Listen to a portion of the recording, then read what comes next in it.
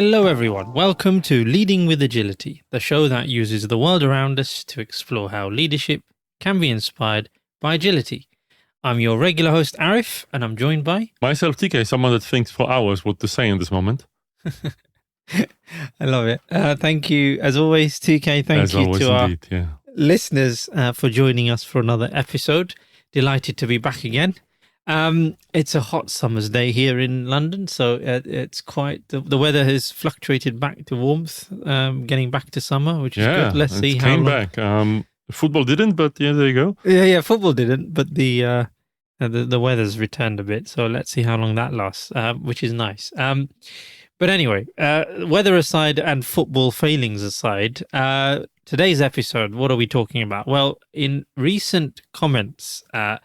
Airbnb CEO and co-founder Brian Chesky revealed how he doesn't think treating your workplace as a family is necessarily the right approach.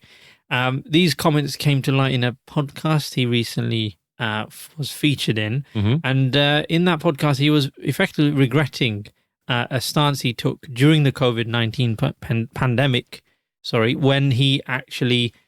referred to his workforce at the time as a family and wanted to, I suppose, give off a empathetic position that he was there to look after them throughout this troubled period of the pandemic. Very interesting. Why did he change his mind? Well, it's interesting indeed.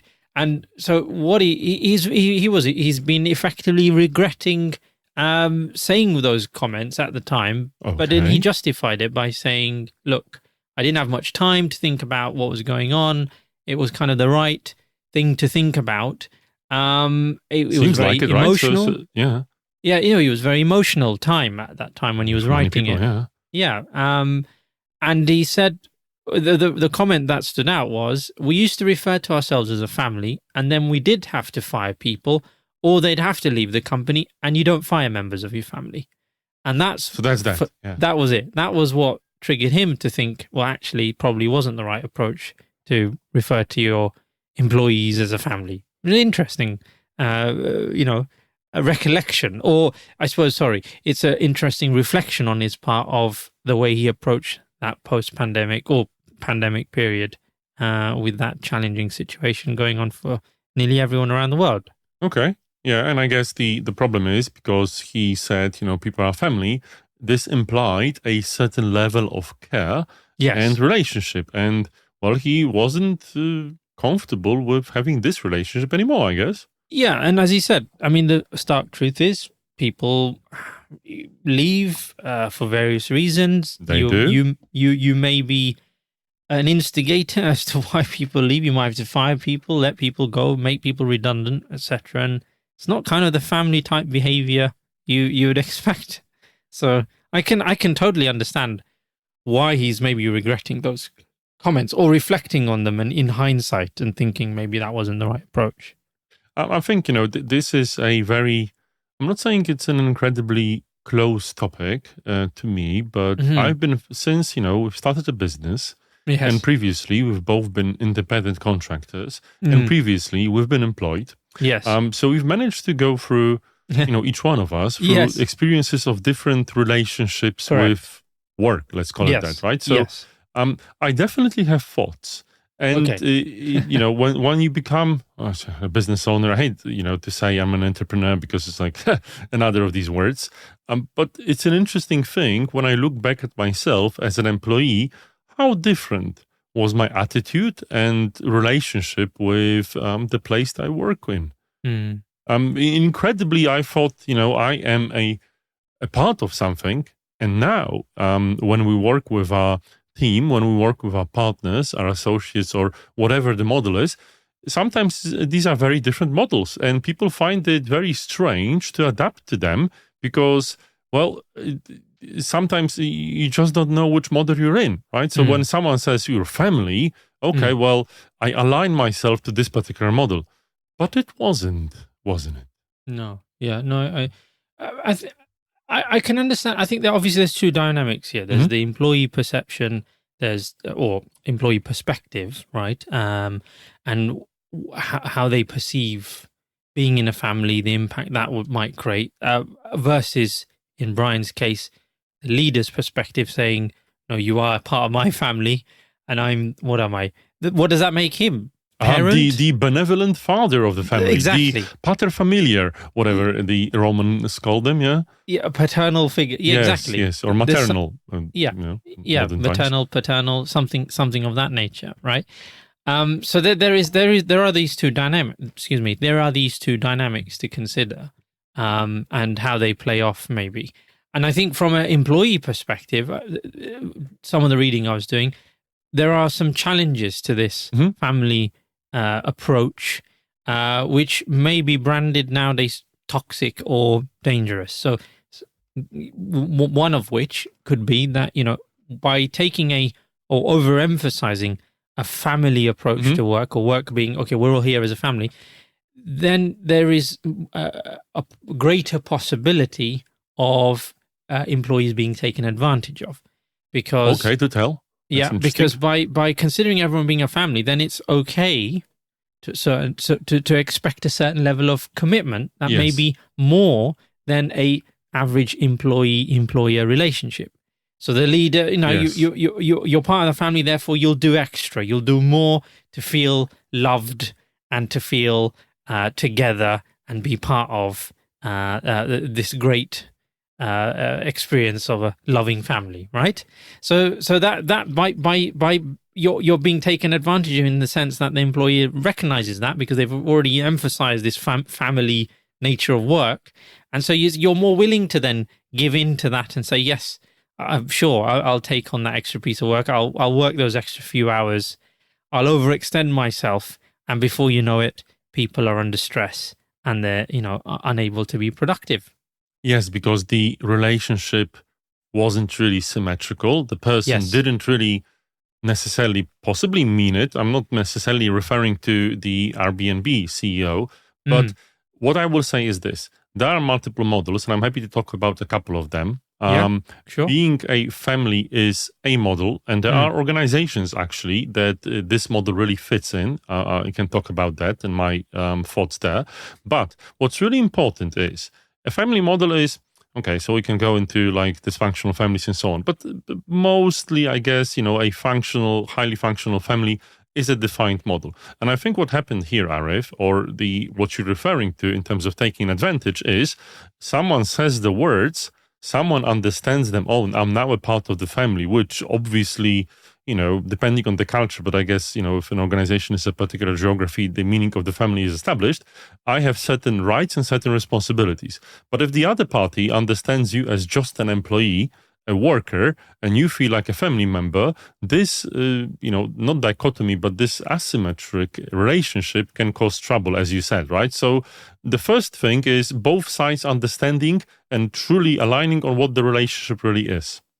No, you're right. There is a power dynamic situation, right? Because if you've got a more powerful employer, so in the broader sense, and you're just one employee, that power dynamic means that obviously there is that, like, as I said, that being taken advantage of is possibly more likely to happen. You're right.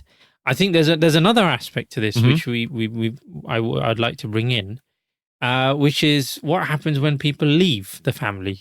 Now, we can look at the extreme end of the scale here, and we look at let's take the mafia, for example, or a crime family. No, it's an organization, right? It is an organization. Maybe functional or dysfunctional, however subjective a view you might take it's still around in many countries, so it has a function. It works functionally. What they do is probably not socially acceptable, right? But Exactly. And they're ruthlessly effective in enforcing family rules. And when you're part of that kind of family system, leaving that family system can be met with extreme dire consequences. Well, absolutely, Arif. But you're given an example which by its nature is difficult. I'll give you a better one. Let me finish. Go ahead. Let me finish where I'm going with this, and then you can give yours. Right. Yeah. So yes, I'm just giving an extreme perspective of a crime family. What happens? If you try to leave. But the essence of that is my point here, which is even in a workplace setting, if that workplace has overemphasized this idea of family. If you try and leave the family, there is a chance, and there is some research apparently which suggests leaders may label you as a betrayer of the family because you've now left. Absolutely. Right?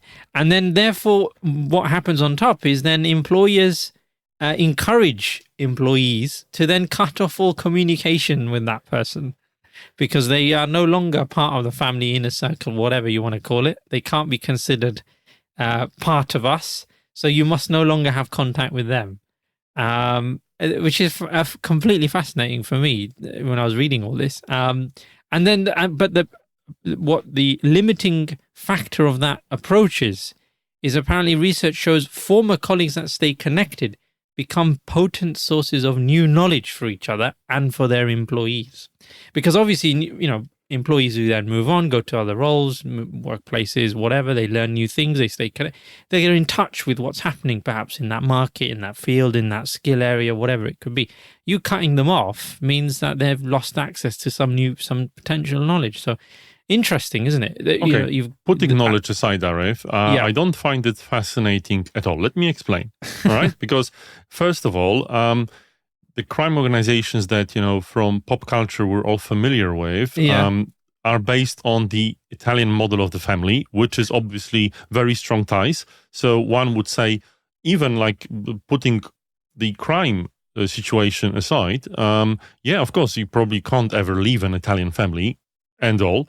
You've mentioned mafia. No, let me finish up because, of course it's a generalization and the world has moved on, but there's a strong feeling of conservatism, I guess, pop culture-wise, right? But I wanted to say something else. There are other organizations that don't deal with crime, that the familiar model is probably more apt and symmetrical. Everyone understands, like police, military, highly structured religious organizations like the Catholic Church, for instance. You are in a family, you are trusting each other when it comes to military with your life. So that's important that, there's this familiar relationship.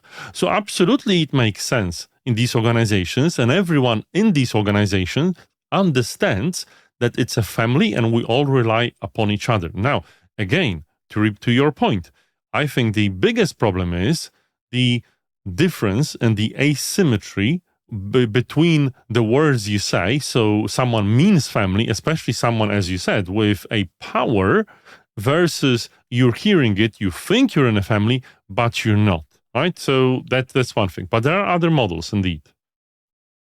I mean, no, there is something there, I think, in terms of what you're saying, the power stuff, which we've already referred to, the difficulty of breaking away or leaving, that's clearly, it obviously varies depending on the context and the type of organization you're talking about. Some of those that you mentioned, military, police, they're interesting because they also have this, they can develop this so-called omerta type approach as well. Okay, what's that? I don't know. Where you cannot speak out at all. Okay. So now then you're the internal betrayal thing, a bit like what I mentioned earlier, but slightly different in the sense of, if you were to speak out against anything you observe to go wrong, no matter how true that might be, you are then considered to be a betrayer. The outside world may consider you a whistleblower, but internally you've done great wrong to the family system. Yes, you will be cast out, or worse in some cases, right? Absolutely, that's the case. I fully understand that. And, especially the organizations that don't say that people are employed, but they're in service. This is how we can easily tell. I guess what you're saying, the point you're making here is it's not necessarily helpful for an organization to be highly functioning to have this particular pattern because you can't continuously reflect and improve. Because any challenge to the status quo and the hierarchy is seen as a betrayal, which is an apt word, I think. But I would, so this is the family, let's call it model let's call it, way of thinking about an organization. But there are obviously other types. And I would like to point out possibly a different type that I'm a huge fan of, at least currently. Go on then. What's that? So you probably have heard me saying that. Pardon the, again, reference to crime. I don't mean that. What I mean is I quite frequently referred to us working with certain partners. Like, for instance, we're gathering a bigger team to work on a particular engagement as a heist crew. Oh, interesting. You've heard that, right? So why am I doing that, right? So let me. This is a pattern, and this is like a model, a mental framework, and I've described it to our partners quite a few times, and you've heard me doing that, but our listeners might not have. The way it works is when you have. Look, I'm not a crime professional. Let's call it Glad criminal. to know that, DK. Yeah, well, just saying for anyone that doesn't know. Maybe just a fictional crime. Yes. In my own mind, what I think this pattern does is a crew gathers for a heist. Yes. Everyone has their own function. Everyone has their own skill, power, place. They're there because they are valuable. The heist master, the chief criminal, whatever you want to call them, the person organizing the heist, has called them in. They are obviously very independent as their own criminals. There is very little when it comes to, responsibilities outside of the heist. There are some, ones that we would understand, but there is no ongoing responsibility for continued work. We're just meeting for a heist to get a cut, have fun, get stuff done, and so on. When the heist ends, we all get our cuts, we all say our thank yous, and violence aside, and we drift apart. But everyone has a role. No. This is a serious model I'm using. Yeah. There is one slight flaw in your metaphor, I think, which is the word loyalty.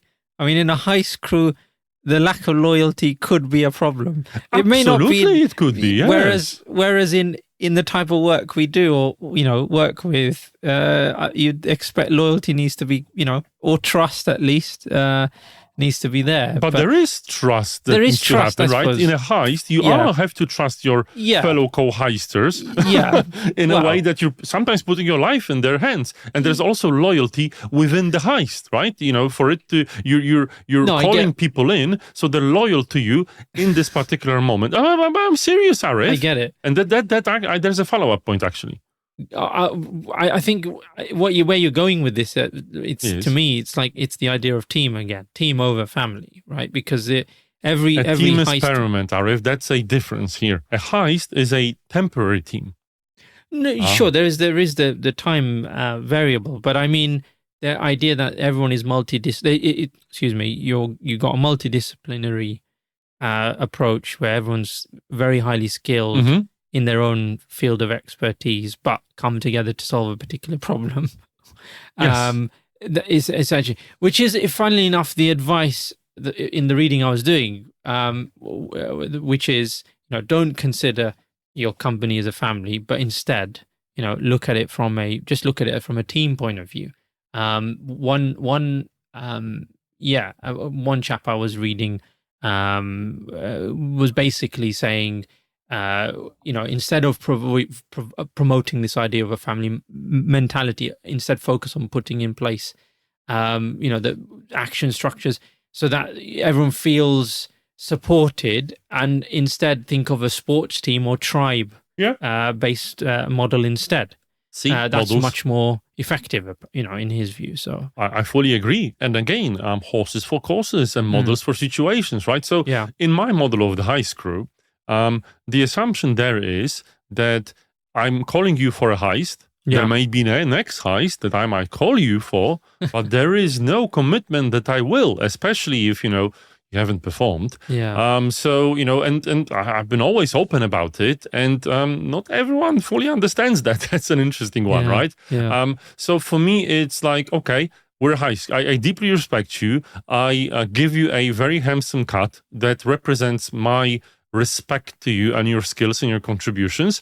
Having said that, which is important, there is no continued commitment nor obligation of providing further work. Yeah, no, definitely. Right. Okay. Let's take a short break at this point, and yeah, we'll see you in a few moments. Thank you.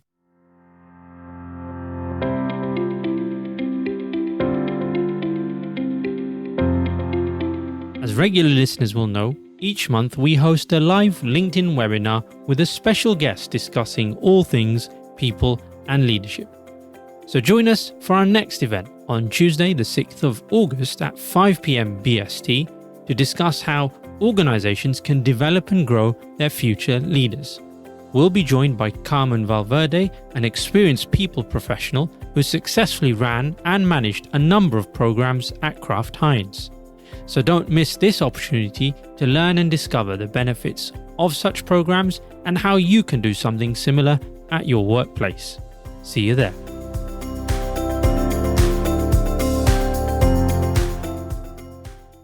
Welcome back, everyone. Now, as we get into the second half of this episode, TK, some of the things I was reading about, or one aspect, and I wanted to bring a short story in, or an experience I've got, which kind of illustrates this, which is, I know we've talked about the challenges with approaching, your workplace as a family, whether it's you and your colleagues or whether it's a leader doing that, whichever way, it doesn't really matter. But I think there is also still something here around, and sorry, I know you've also talked about, we touched on how we could look at the workplace instead. Your so Heist example, or a one of the models. Team. Yeah, right, exactly. So maybe we'll come back to that. But before we do, what I wanted to share is that despite what we were saying, I still think there is a natural inclination or a human, I suppose, inclination for employees, especially, to maybe consider their workplaces with some kind of family-based metaphor for various reasons. Absolutely, completely agree. Yeah. So number one, the fact that you're spending a significant portion of your time in a week with the same people breeds obviously close relationships, and close relationships can, mean you have a degree of care for one another and all the rest that goes with it, right? So just from a human level, that train can easily lead to this kind of family perspective on work. I can see that quite clearly. The other aspect of it is, I think, those of us who are obviously part of families in our in our lives, generally, broadly speaking, whether we're parents ourselves, whether we are, have kids or don't have kids, we're brothers, we're sisters, we're uncles, we're aunts, we're grandparents. Either way, we are in some family unit. And I think it's natural, and I'll give a story, where you may start playing out some of those patterns in the workplace yourself. So here's to illustrate that story. I have a close relative of mine who is younger than me. I'd say she's in her mid-20s. But she has a line management responsibility at work, and she manages a team of good half a dozen or so people. And there is an age gap. The people she manages are fairly young, so maybe early 20s. So there is an age gap of sorts. But when I talk to her, what comes across quite strongly is this kind of maternal aspect that she's taken on in terms of her role as a line manager and leader of her team. What do I mean by that? Is she frequently takes on this perspective of, well, I need to look after them, fair enough, but look after them in a way of effectively mopping up after them, doing what they should be doing, and tidying up here and there, and making sure that what they're on top of their tasks and all of that stuff. And when I've talked to her about it, I think the self-awareness is slowly getting there, but she does realize that can be an inhibiting factor in her relationship between her and her team, because what it has meant is then team members kind of stand back a bit and maybe don't take the initiative as much, because there is this implicit understanding that, mother hen, shall we say, is going to look after us and sort all these things out. We'll just carry on with the other work that we need to do. Yeah, we don't need to do this or do that or whatever, because I don't need to worry about it. So I think that idea of, leader as parent, maybe, or workplace parent, shall we say, is real. It happens. It's whether or not, a leader, in the case of Brian Chesky, as we were saying, actively sets out this stolen position that, yes, you are my family. I think it's implicitly there anyway, TK. I wanted your thoughts on that. Well, I'm going to give you a TK swing of thought. First of all, I totally agree, but I'll say this. From an anthropological, biological point of view, whatever your worldview is, you had a mother, you had a father, even though, there's multiple situations in life. What I'm saying is a family is a default relationship model that we are learning as humans. Whatever, the family model might be in your culture, that's what it is. Now, every other model is something that we learn further. So if we go into work, we have to develop a new model as a relationship, right? But we, throughout our lives, have learned the family model. So everything else is something we need to learn, invent, and adapt. Now, the problem is that, as I've mentioned, my heist model, and you've mentioned the challenges with it, the heist model is well established in my mind. And there are so many other models, soldiers and whatever you want to say. But the important thing is we understand the model in the same way, and we're able to clearly talk about it. In many situations, in many organizations, this isn't something that's being talked about. And that's possibly a problem. And with the story you said, it's absolutely perfectly reasonable for that leader, the family member of yours, to reflect what she knows about, possibly a motherly figure in her family as someone caring, and she basically projects this onto her leadership role and relationship. Now, this is perfectly reasonable and a natural consequences of us being human beings. Now, is that helpful and productive? Probably not. But the challenge is we somehow need to invent and create a new model for, working in our working lives. That's difficult for many people. Thanks, TK. Is a good reflection there. And I think part of what we do at Humble with the coaching work we do is all designed, right, to increase that level of self-awareness. That's the thing, right? So you do what you want to do. You know what relationship you want to create. That's the most important part. Yeah. Well, but that's what I mean. It starts with that self-awareness piece. It does. Yeah. Realize what you're doing, how the impact it's having, etc., and then reset where you want to go with it. I think that's the key thing. It was what you're saying, which is But also, what's really interesting is there should be like a catalog of models. You should be saying, "Oh, we'll be a sports team." You grab this framework of how to form your relationship with your, employees, the people that look up to you for leadership, and say, "We'll do that," right? And or a heist crew, right? So it's easy to adopt a pattern. There aren't that many, to be honest. That's interesting. No, so let's just stick with this family. Model a little bit longer, because I something that came to mind around some of the coaching work we do, and how there may be a tenuous link. But before I go into that, I've talked about this idea of this, the paternal, maternal figure, or the leader as parent, shall we say, right? You then have maybe other perspectives where, employees, leaders may cast certain employees as being problem children, right? You hear that phrase? Of course. So again, there is this kind of family-based metaphor being applied. Or your most beloved child, right? That's supposed to succeed you. There you go. You can have all kinds of metaphors. All of these exist. They're real. So why wouldn't they? Yeah. Yeah. And so why I'm mentioning that, that there's a whole variation of all this, and just to the coaching point. and I'm putting you on the spot here, TK, so forgive me. Okay, I'm on the spot, yes. But you with your experience with applying some of the organizational coaching, the ORSC coaching, yes, putting that hat on, how do you see that maybe how do you see that dynamic playing out in terms of the systems element? So when we're working with a group of people, whether they're a team or not a team, all these dynamics, whether we apply this family metaphor or we, as you said, the heist, whatever model we want to apply, there are dynamics at play, and there is a system that is needing to be reviewed and analyzed before we can figure out revealed, as we call it in ORSC. Yes, exactly. You call exactly right.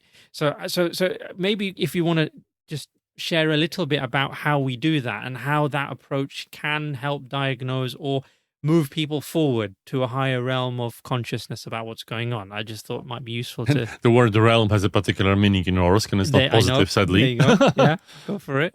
Well, there is no simple and easy answer because there's multiple tools to do that. But what is important, like for instance, when you think about families, a part of the ORSC toolset are constellations, which is obviously something developed to analyze family relationships. Right. And, one of the ways of analyzing relationships at work is actually to have these constellations. Mm-hmm. There is much more when it comes to ORSC, to analyzing these relationships. There is a tool that also emerged outside of ORSC, which you can research, called Deep Democracy, which also helps for people to employ certain roles and have voices in the system. But essentially, to summarize all of it, is this. Make sure that the system can reveal itself. Make sure that people, when you're in a family, you don't often talk about your family relationships. They are what they are. You're living in them, right? It's like fish in the water. What ORSC does is helps the fish to see the water. So helps people see the relationships and roles they're in a particular system, which is really important because, as you said, Arif, going back the full circle to the, someone that said, like the CEO of Airbnb, that they're a family. If you really reveal the model, they weren't a family, right? But the problem is some people might have understood it as, oh, we were in a family, so why are you freaking firing me? Yeah, so that's that. Reveal the system to itself. It's one of the mottos of ORSC practitioners. Yeah, no, thank you. That's a great introduction there on how that can help. I suppose by revealing the system, you hope then that people, suddenly can become more aware of how that system is affecting them, right? And their part they're playing, isn't it? Is there, and then I suppose then going beyond that, diagnosing from an individual point of view, their part to play in terms of, okay, is it because I'm feeling very stressed in my personal life, or is it because I'm worrying about something, or, all of that? How does that all come naturally over time? Is that all part of that coaching work that one might do on a one-to-one basis going forward? Because why am I saying that?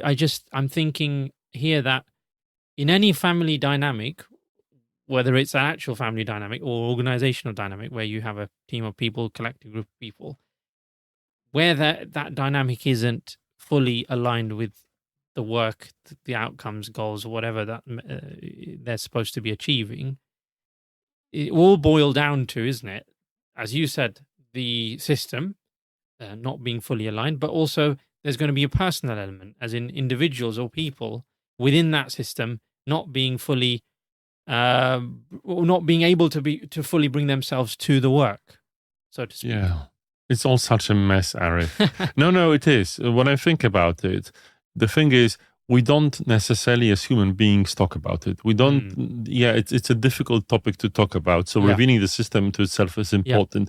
Yeah. But sometimes we don't want to hear about it. And sometimes when you reveal the system, it becomes very challenging for someone to hear. I'll give you a personal example, a personal story. Years and years ago, I've been a project manager. I'm not ashamed of that. So what happened is, at one point, and it's a difficult one. At one point, I was talking with my boss, and so there's no way of So I'll just say it, right? What happened is the system got revealed to me, and it turned out that as a project manager, I had a lower position than line managers, which for like a year and a half, I didn't know, right? This moment of revealing the system to me was, I wouldn't say traumatic, but quite dramatic. I really fell down, and I've quit a few months after, but which I would say this particular conversation and this particular review. Now, my boss did nothing wrong in terms of like I had in my own head an assumption that my status is that, which it wasn't. But the system was revealed to me. My boss spoke the truth. Yeah. It was what it was. But it has been a shocking moment for me, one that, led very quickly to an exit from this organization, because from a situation when I thought I felt appreciated to being, and completely innocent by my boss, he did nothing wrong. But the actual shock of being pulled out of this dream I possibly had that, I was in a certain part in the relationship, but it wasn't the fact. That has hurt. And I can understand that when revealing the system to itself, other people may also have these moments. Yeah, it's that shock, isn't it? But then I suppose it's, what do you do with it? You've got a choice. Oh, well, I've left. Yeah, you left. There you go. So you realized... I was thinking about leaving, but definitely accelerated. Yeah. And coaching does do that for people, and it's important to say that. Yeah, that's true. And even in my experiences, I've worked with a client a while back who was very unsure about the work she was doing, and wasn't she actually, there were elements of betrayal for her in where she was working at the time, not feeling being that she was rewarded or recognized enough, her boss not actually treating her with the respect she felt she deserved. There was a lot of that going on, and that was causing her to have second thoughts, and we went through a couple of coaching sessions, and for her, it was a realization, that's it. I want to move on, and I'm done here. I want to find another role. But she got the awareness she needed to know what to do next, and that was the important thing. So. See, Arif, and that's interesting, right? Sometimes having this awareness, for the person gaining the awareness, like myself, it is a good thing. For the organization, it wasn't. Haha, screw them. I was really adding a lot of value. And them saying that, truth as it was, got myself out of the organization. But the thing is that sometimes people and groups of people, systems of people prefer to have these illusions which protect them. There's a reason why these illusions are there. There's a reason why we don't want to think about certain things. And coaching reveals it. Personal coaching helps you to, get rid of your illusions, think clearly and reflect. Group coaching reveals the system to itself. So as great as coaching is, you have to be prepared that sometimes it might feel shocking. In a good way, but overall in the longer term, I guess. But still, will feel interesting in a moment. Definitely. With the short amount of time we've got left, I just touching on what we talked about earlier on around the overemphasis on family, etc., and tackling that. As you said earlier on in the first half of our podcast, you use that heist family metaphor. We talked about sports teams. I just want to round that off and give our listeners a few thoughts on practical stuff that they maybe want to think about if ever they're in this kind of situation. So we've talked about the idea of team-based thinking rather than family-based thinking. Fine. I think one other aspect to this could be making it very clear with your employees and the people you are responsible for, the boundaries, right, in terms of work, not work, how they're rewarded, how they're recognized, what's important, their goals, outcomes, all of that, being very clear about all of that up front, so that there are no, expectations being very clear and set, so that there are no misunderstandings, so that people aren't left in positions where they feel like, oh, I have to commit to something that's unsaid, and no one's saying, I need to compete to do this work. Oh, none of that is going on. And then you're getting into that overextended behavior, or I'm going to overextend myself as an employee to get recognized, to get where I need to get to, etc.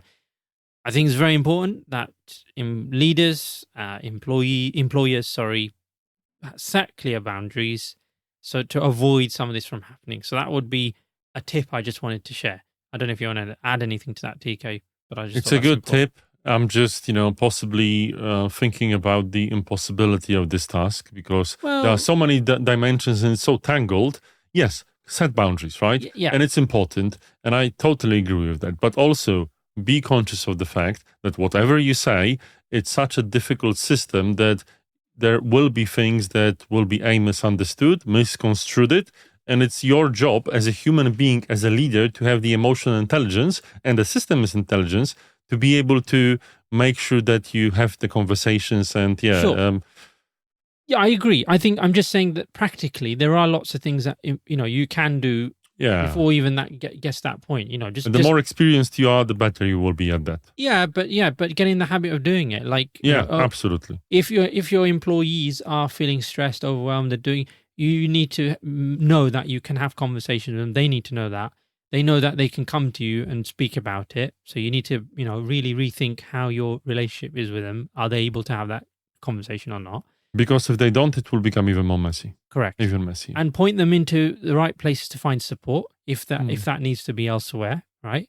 Get them coaching, get yourself coaching, that kind of stuff, to do all of that. And then I think, yes, as I said, as we've been discussing as well, I think, TK, this idea of family whether you explicitly call it out or not, which you shouldn't, we think you shouldn't be, based on what we've been talking about. I mean, in certain organizations, it might make sense. Yes.